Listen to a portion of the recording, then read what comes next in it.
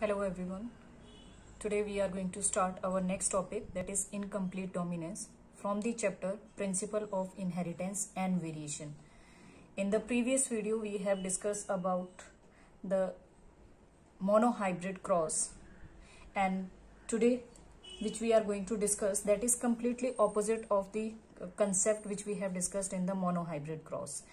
So now in the incomplete dominance, first of all we have to just discuss about the examples there.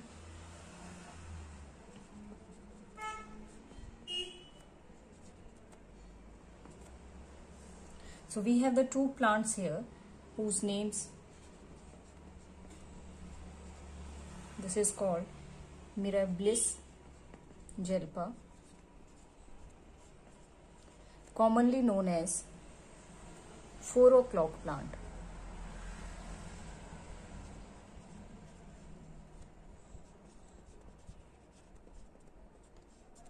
This is the first example, and the second example in which we can see this incomplete dominance is your Anthurium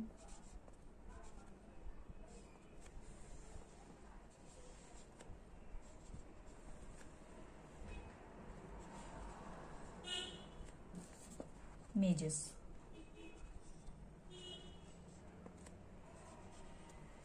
And this one is commonly known as snapdragon.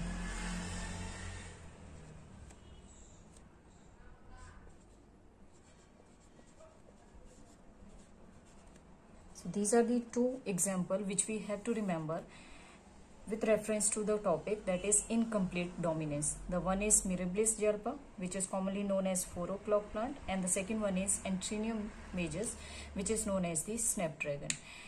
Now we have to understand the definition of the incomplete dominance, and then afterward we will discuss that definitions with the help of a cross, in which we can see that what is the difference between the monohybrid cross and in the incomplete dominance. So now we have to discuss about the incomplete dominance definition and what does it mean. So incomplete dominance means it is a phenomena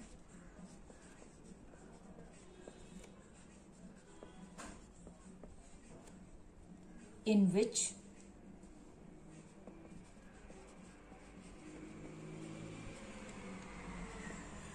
F1 hybrid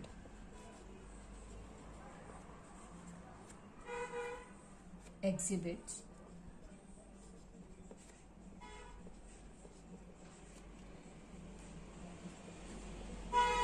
characters which are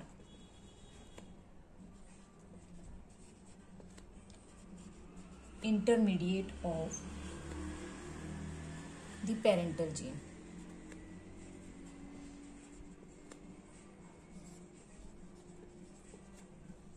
So it is a simple phenomena is there in which F1 hybrid, what we have to remember there, that in which F1 hybrid that will exhibits the characters which are intermediate. Intermediate means the combinations, or you can say in both the parents they are going to exhibit their characters. So that is the intermediates of the parental genes. Let's take an example here to understand this definition and this concepts here. We have the two parents plants. The one is dominant and the second one is recessive. Dominant means, up to now we have discussed that the plant which can exhibit its character or which can express itself fully, that is known as the dominant. And the recessive plants are those, or the alleles are those which cannot express itself in the presence of dominant allele. So if they need to express itself, one of the conditions should be there, that the dominant alleles should be absent.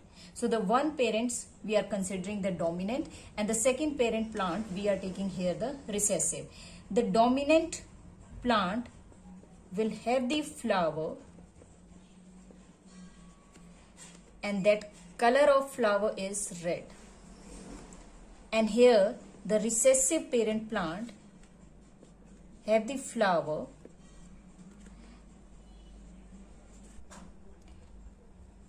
Dominant plants will have the red color flowers and the recessive parents will have the white color flower. Now if we have to represent these red color flower in the form of the pair of alleles, so for the red color we will write it in the capital letter because we are discussing about the dominant, and you know that dominant alleles are always represented in the form of capital letter. So this capital letter RR is going to represent the red color of the flower for the dominant parent plant. In the same way, for the recessive flower, this one we are going to represent with the small letter RR. So this small RR is for the white color for the recessive parent plant, and this capital RR is for the red color for the dominant parent plant. So these are the pair of alleles in the dominant and recessive plants. Now these are going to form here gametes. So these, you know that the law of segregation, that the pair of alleles get separated from each other during the formation of gamete. So here these are going to separated and we are going to represent the gamete in the circle. So these are gametes which are found by the dominant parent plant, and here this one is found by the recessive parent plant, or you can say the flower. Then after the formation of gametes, we know that the next step is there, that is the fertilization. So you can just mention here for your convenience, that is fertilization. Fertilization means the fusion of gametes. So these two gametes, they are going to fertilize and they are going to make here the pair of alleles combination. The one is capital and second one is small r.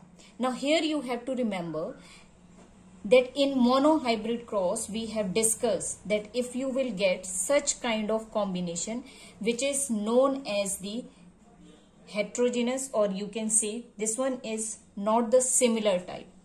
So here whenever you have the capital and small alleles here, such kind of combination, so in monohybrid cross the capital one is going to always express itself. It means that if it would be the monohybrid cross, then the characters of this combination would be here the red color flower, because R is for the dominant. But we are discussing here the incomplete dominance. It means that this dominant allele is not going to. So now it should be clear that in F1 generation, this you can mark here, F1 generation. In F1 generation, all the plants, they will have the flower of the pink color. And if you see here that in the starting, we have clearly mentioned that the dominant plants will have the red color flower, and in the recessive plant, they have the white color flower. But if you see the F1 generation here, although we have the combination of alleles, that one is dominant and the second one is recessive, but still we haven't got here all the red color flower as Mendel has discussed in the monohybrid cross. So we are getting here the pink color because of this capital alleles which is not going to express itself fully, and that's why the recessive allele, that is small r, got the chance here to express itself. So when both the alleles, they are going to express itself, because of that we are getting here all the flower whose color is pink. Now after this, when this F1 generations, they are going to show the selfing. Selfing means the self-pollination. So after the selfing, they are going to make here the gametes. So how we can represent it? Capital R, small r, capital R and small r. You can consider this one is male and this one you can consider the female plant. Now the first of all, they are going to make the gametes here. Now gametes which they will make here, one is capital R and here is small r. Why we are writing it both the alleles here in the separate way, because if you see, one is capital and second one is smaller one here, so they both are different from each other. That's why both the alleles, they are separating from each other and they are going to make the different gametes here. But if you see here, both the alleles were the same, and that's why they will also separate from each other, but in each gamete you will get the same type of alleles there. Same way we have the combination over here, so this is also going to make here the gametes. Again we are going to get the combination, one is capital R, and in the second gamete we will get here the small r. So these are the, again, the gametes which are formed by the parent plant. Now the fertilizations that we are going to show in the form of Punnett square. So this is the Punnett square. Here we are going to write the gametes of the male plant. So this one is capital R and this one is small r. Gametes, already I told you that we have to write it in the circle. So you can just mention here, these are the male gametes. And here we are going to write the female gametes. So female gametes are also of same type, capital R and small r. So here you can just show here. So these are the female gametes and these are the male gametes. Now the fertilization will occur. So the one of the male gamete and the one of the female gametes, they both are going to fuse here. So capital R with capital R. So we are going to get the combination RR. Then afterward R and R.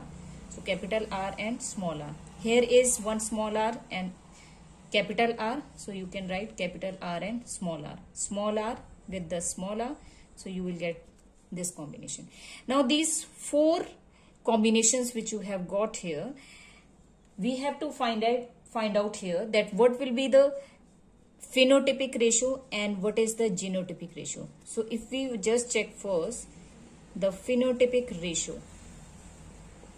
So in phenotypic ratio means, if you just see the combination, we have the capital R and capital R. This capital R and capital R was representing the purely red color flower. Then this combination R and this one capital R and small r is intermediate. So they are going to show here the pink color, because this dominant allele is not going to express itself fully. Because of the incomplete dominance, this recessive allele got the chance to express itself, and when both the alleles, they are expressing itself, so the color, instead of red, it is showing here the pink.